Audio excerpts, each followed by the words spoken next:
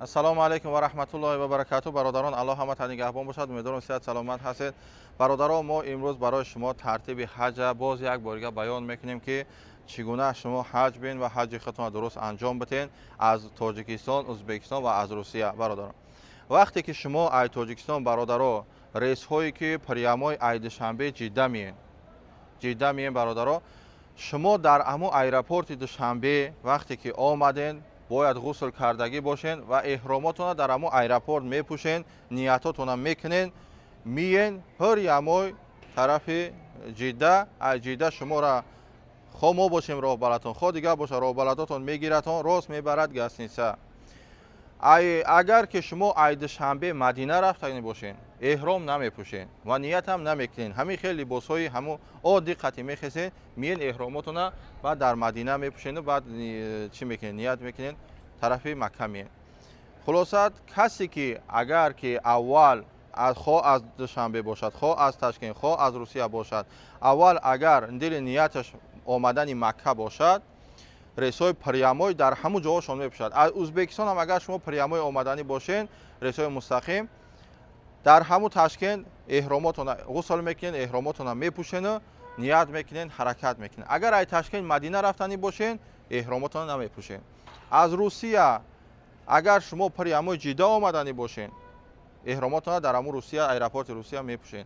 اگر که شما через рейсҳои через посадка бошад, ё ки ин ай Москва Дубай, ё Душанбе Дубай, ё ки Ташкент Дубай, ҳамин хел як пересадка дар байн бошад, шумо эҳромотро аввал намепӯшед, меед дар ҳамун ҷое ки пересадка мешавад, дар ҳамун ҷои транзитӣ медроин эҳромотро мепӯшед, баъд аз онҷа ният мекунед тарафи ҳаҷ меед. бародарон, ин аст тартиби омадани то аэропорта барои шумо баён кардем. бародарон, ана вақте ки шумо аэропорт гирифтан, масалан аэропорти ҷидда шурӯъ мекунем, аэропорт гирифтан меёран гостиницада мемонанд, ё ки хида хидма бигӯ мисол биёрам, хидм мегирем меём дар гостиница мемонамтон ва шояд дар ҳол мебарамтон ҳаҷтона мекунем, умратон. шояд мешавад ки мегӯм ки бародаро ман як сутка ё ки ду суткаш хоб кардагӣ нестам ва 4-5 соат вақт аст ки мо камтар истироҳат мекунем, шумо ҳам истироҳат кунед, баъд мерем ҳаҷ мекунем. бародаро фаҳмидед? ина дуруст шаб фаҳмонам. дигар роҳбаладон ҳамин хел ҳастанд. бародаро мерем, вақте ки баромадем рафтем, 7 лаббайкагӯён мерем. лаббайка гуфтан то вақте хонаи аллоро дидан аст. пас мерем, аввалин фарз дар мо ҳаст эҳром, дуюмин фарзҳои умра 7 давр гирди хонаи аллоҳ тавоф мекунем ва 2 ракат намоз мехонем, оби замзамона менӯшем, мерем тарафи сафо марва, саъй миёни сафо марва мекунем 7 давр ва аз онҷа меброем, мӯи сари худмона кам мекунем, ҳамида эҳром меброем. ҳамида эҳром меброем. ана вақте ки эҳром ки баромадем, дигар мо бояд муддати 2-3 рӯз фақат чикор мекунем? аями гостиница мием, тавоф мекунем, тавоф фақат тавофи Каъба мекунем, мерем. баъде ки 3 рӯз ё 4 рӯз гузашт, баъд зиёратҳои Макка шурӯъ мешавад. зиёратҳои Макка шурӯъ мешавад.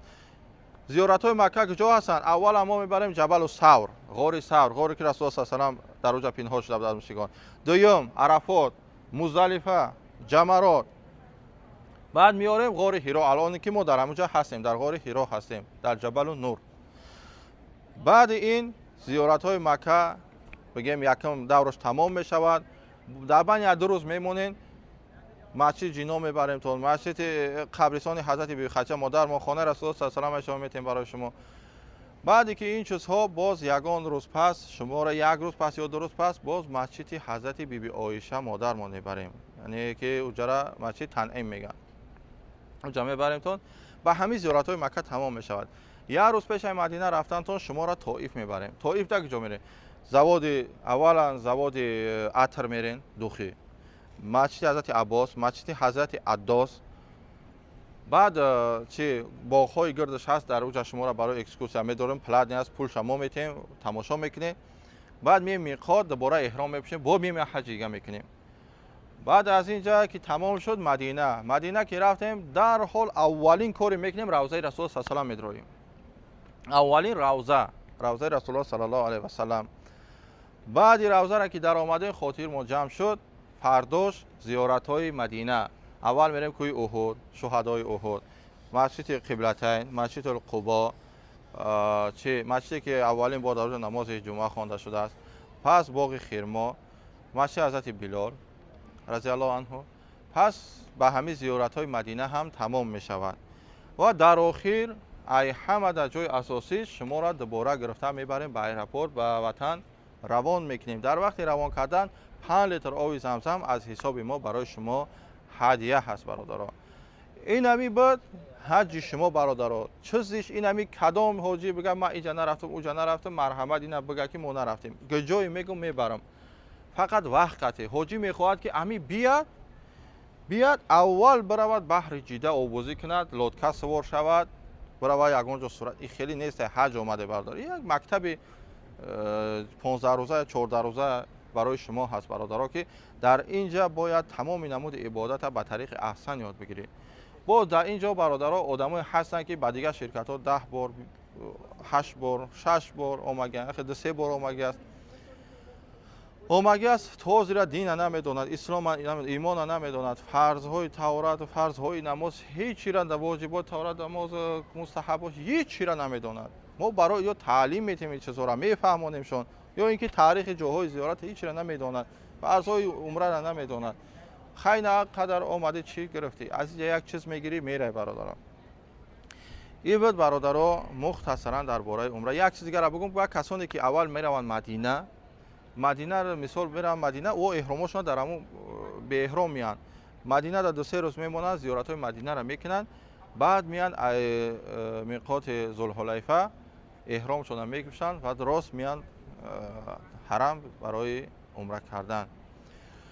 و برادرای یک چیز بگم تون همه وقت رو بلداتون حرمت کنید و قدرشون برسین، دعاشون بگیرین. مرا حرمت نه، من خدمت ها قد نظر ندارم برادرها. دیگر راه بلدایی هستند برادرها بهترین شرکت هایی که میبینم باور که 80% شرکت های بهترین ایمی تاجیکا بسیار بچه خدمت میکنن و قدرشون برسین برادرها، دعاشون بگیرین. شما خانه الله آمدین به نیت آزارتی نیارین، به نیت زقیدن، اوقات مکرونش کمه، گوشتش کمه، خیلی گپا برادرها به نیت زقیدن. اینجا 15 روز باید تمام طریقه عبادت یاد بگیری، صبر که اینجا آزار نیه، اینجا فایده به مردم برسان و از این سرزمین مقدس با دل خرسان ترک و به وطن بره. واقعا متى به الله میسپارم. سبحانك اللهم وبحمدك اشهد ان لا اله الا انت استغفرك و اتوب الیک.